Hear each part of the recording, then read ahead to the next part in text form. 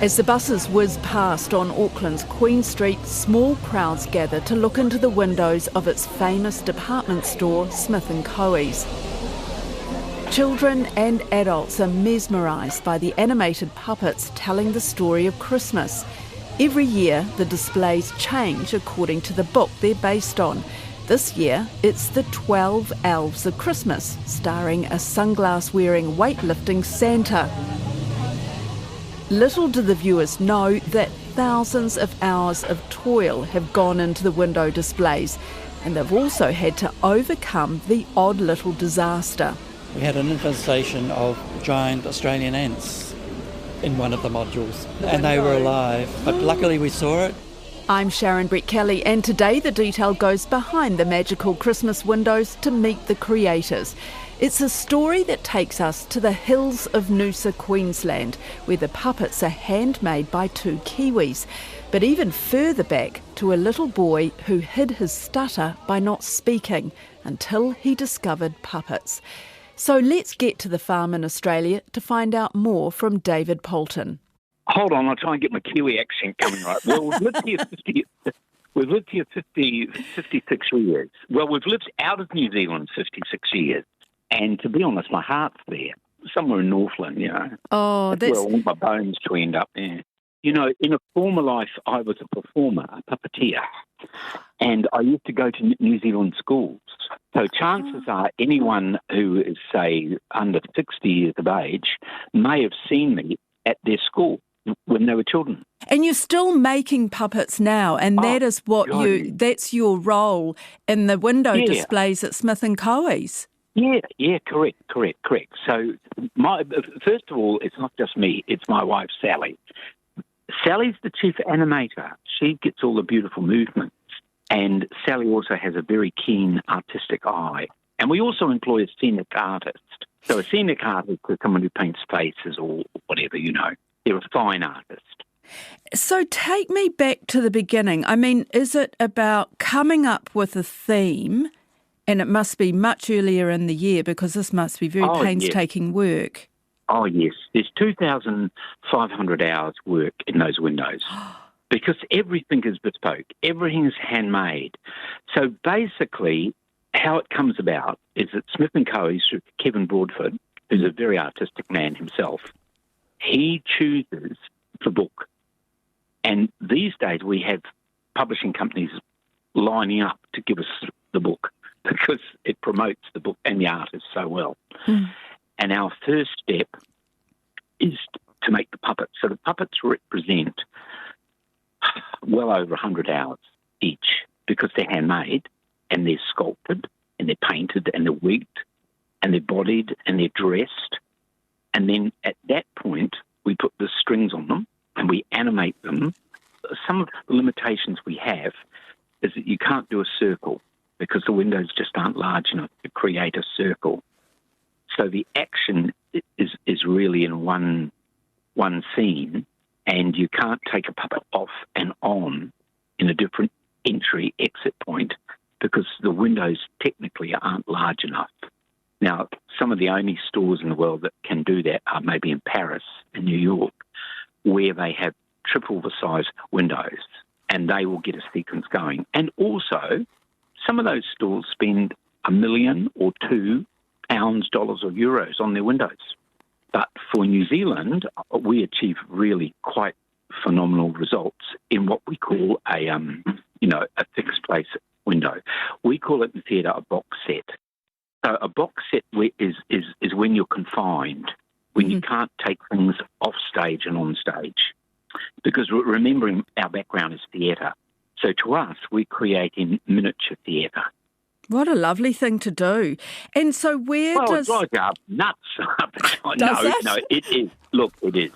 You go to bed and you think, well, I haven't hurt anyone today. I haven't done anything wrong.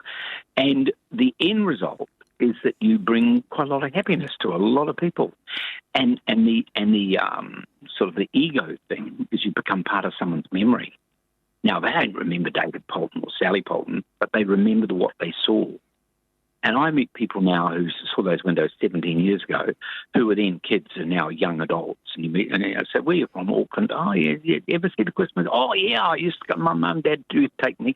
And they can tell you 15, 16, 17 years later what the window was about. Oh. Amazing. Why does it drive you nuts? Oh, no, I mean, that's just, well, no. The logistics. It becomes hold on. It becomes a 24-hour thing when you're creating them. You can't help thinking, you don't think of much else. You're just trying to work through the challenges. And so... It's stimulating. Yes. And you wake up at 3 o'clock in the morning and say, "Oh, I know how to do that." And you're actually doing the making yourselves at your place out there, outside of Noosa? Absolutely. Yeah, absolutely. On our little farm, yeah. We have a big shed. We have a 500 square metre shed, and then we have a standalone art studio where we do the fine work in the art studio, which is the size of a 4-car garage. And we can actually set all the windows up in that. So we do the big hard woodwork work and the engineering in the other shed, and then when we get to the fine stage, we come into what we call our studio. Is any of this made on the machine, or are you actually hand carving these puppets? No, we actually sculpt them. We sculpt them. So what you do is you create a ball and you put over it. Now, there's some wonderful products around, and the product we use comes from Japan, and it's called paper clay, and it's a mixture of paper mache and clay. And the Japanese use it to make dolls. You know, they're lovely porcelain-looking dolls. Mm. And once it's hardened, and then you bake it in an oven, and it becomes brick hard, and then you can carve that. But we tend not to carve; we tend to sandpaper. And also, you sculpted it very close to the final shape. And then you've got a specialist who paints them. Yes, we've got a very wonderful ex-New Zealand painter. You wouldn't believe this. Everyone that works with us is Kiwis. Oh. And her name is Angela Davis. And Angela comes from Hamilton, but she's lived in Australia and Canada a long time. And she is a full-time artist. That's her job. So she works for us about half of her year. She paints for us. And then, David, how do you get them from your garage in Queensland to the shop windows on Queen Street? Oh, first of all, we wrap all the puppets in bubble wrap so nothing shakes about. And then we put a plywood casing around them. And then they go into a 40-foot container. And the container comes to our house, and we have a forklift, so we lift them up and put them in the container, strap them off. And then they go to Brisbane, and we await a ship to go to Auckland. And then they come off in Auckland. Usually we try and get them there 3 to 4 weeks before, just in case the ship doesn't go to Auckland, or just in case they miss the container. I mean, that's the nerve-wracking part of the whole journey, that the ship will actually take the container off.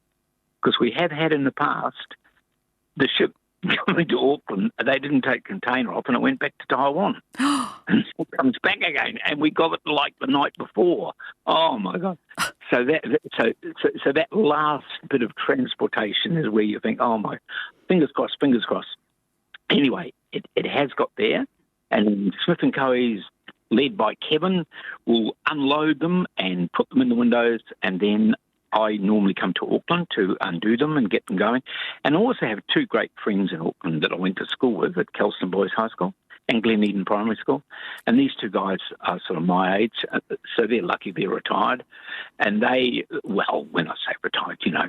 And so Ralph Levinson, and Ralph has become quite a technical person, and he can fix anything. And Philip Olsen, and these 2 guys look after them in Auckland. In case they need a bit of fixing or something. Yeah, look, you can't help it when something's come across the sea in a container, and there's definitely a bit of rocking on the boat, and there's banging as you unload the container and load it and whatever. And also they're mechanical. You know, there's probably 1,000 moving parts in each window. Gee. Well, maybe 500 moving parts. So, you know, and it's string. They're all string. So a string will break, unfortunately. And the secret is, like anything, you don't turn it off. So you leave it on 24 hours of a day. I also, in a former life, was a pilot, and I used to fly myself around the outback of Australia doing puppet shows for Aboriginal kids in their schools and on all their settlements.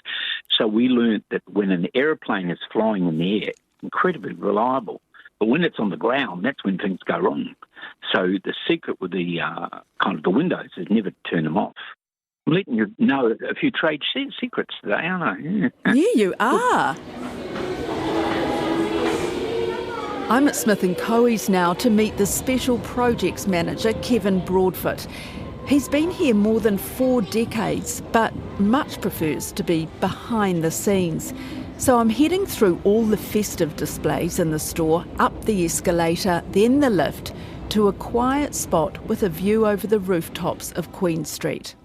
The last time I see the windows is late August, very early September, when the windows are basically 90% finished. So I shoot over to Noosa and again spend 3 to 4 days with David just on finishing touches, which I know he really looks forward to, because again, when you're working on something creative, you can get so close to it that you don't sort of see where there may be a few gaps, or there just might be needs a bit of fine tuning. So I'll come in, I guess, with fresh eyes, book in hand, and we will go through it like with a magnifying glass basically to make sure everything is fine. So do you actually look at it with a magnifying glass or not? Well, it's a bit of an exaggeration. No, we go through it absolutely detail by detail. I sit on a low stool so that I'm the same height as a 5-year-old. So I'm trying to look at the windows through 5-year-old eyes. So that's the perspective that I like to look at in that late stage of the window development. Yeah. And that's the last time I see the windows until they arrive here in Auckland, sort of late-ish October, all sealed on a truck and wheeled into the windows. So once the fronts come off on that night, that's when I see them again. Right. What night is that? It takes David 2 to 3 days, basically, to open everything up. He usually is here on the Tuesday after Labour weekend, and then we open the windows officially on the Friday of that week. What's that feeling like? It's nerve-wracking, to be honest. Yeah. Even after all these years? Yeah, I don't know what it is. We've made the choice of the story. I've seen it in its development. It's looking good. But what's the end product? What's the reaction going to be? Those are the nerves, where the nerves start to jangle. Yeah. Right. Yeah. What is the reaction? Well, I stand on the footpaths for a couple of hours once the windows have been opened, and even though it's what we say is just a quiet opening, we don't do a big fanfare with it. It's like a magnet. As soon as people see the curtains are down, the lights are on, the puppets are moving, it's just phenomenal. People coming up to the windows, huge smiles on their faces. The worries of life seem to have just disappeared the minute they've seen these windows.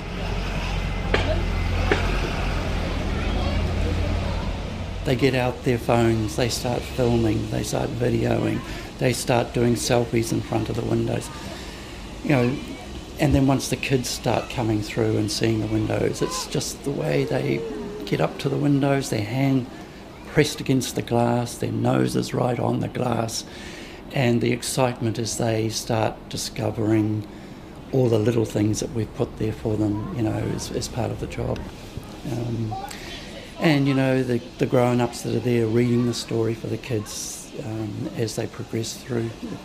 It's lovely.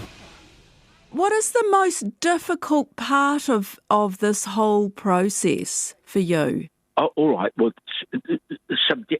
subjectively, making the animation, making the movements believable, and that's where Sally, my wife, is incredibly clever. Sally would have to be one of the best string animators in the entire world, seriously. In 1972, I won a Goethe Institute Award, and I went to study puppetry at Stuttgart University with the world's best puppeteer, a man called Albrecht Rosa. And Sally came along to most of the courses that I did, and she was the best student in the whole class. So here I won the scholarship, but she was the best student. And tell me, how did you get into puppetry in the first place? Okay, well, let's wind the clock back 70-odd years or more. And my parents immigrated from England in 1952. We came to New Zealand on a ship called the Dominion Monarch. And while we were on the ship, I developed quite a bad stammer and stutter. So when we arrived in Auckland and I started school, I stammered and stuttered quite severely. And in the first 3 weeks, I basically, I got teased. So I decided that I would stop speaking. And the idea was if I didn't speak, no one would tease me. So that worked out well. And so I didn't say a word. So I just sat up at the back of the class and everyone said, oh, yeah, that's David. He doesn't talk. And then in year 3 of school, I had a brand new teacher. And her name was, she was called Miss Wilson. And Miss Wilson had this, she was told, she was a young teacher. I think it was her first job at Glen Eden Primary. She was told she was going to have a boy in the class who was a elective mute. So she brought a puppet and put this puppet on my hand, first day of school, and asked the puppet to make a morning talk. And the puppet did. And suddenly I spoke for a puppet. So my parents obviously got me puppets.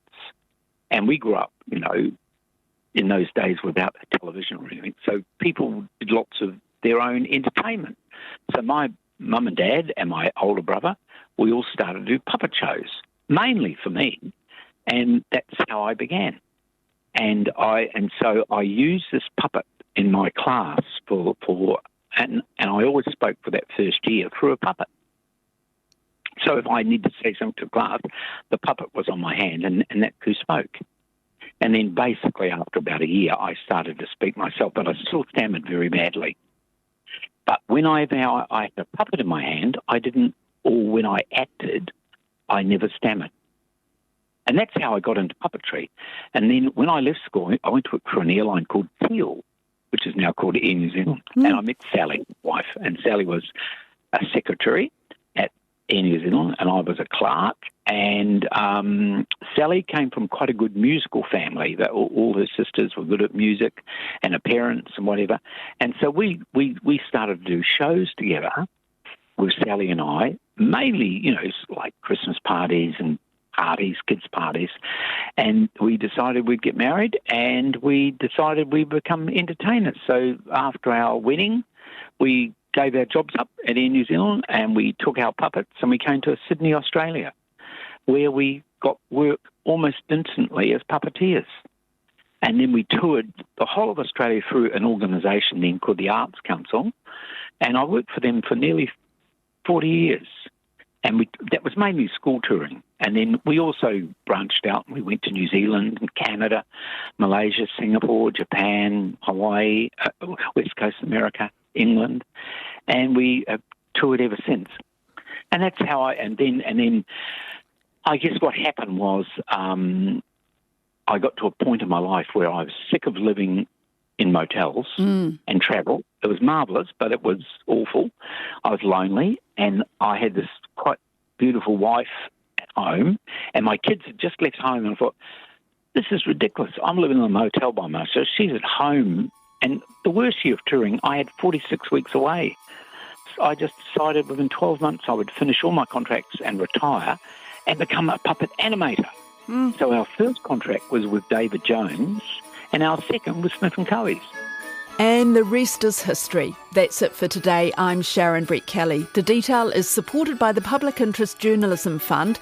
This episode was engineered by Jeremy Ansell and produced by Alexia Russell. And thanks to Kevin Broadfoot and David Poulton. Mā te wā.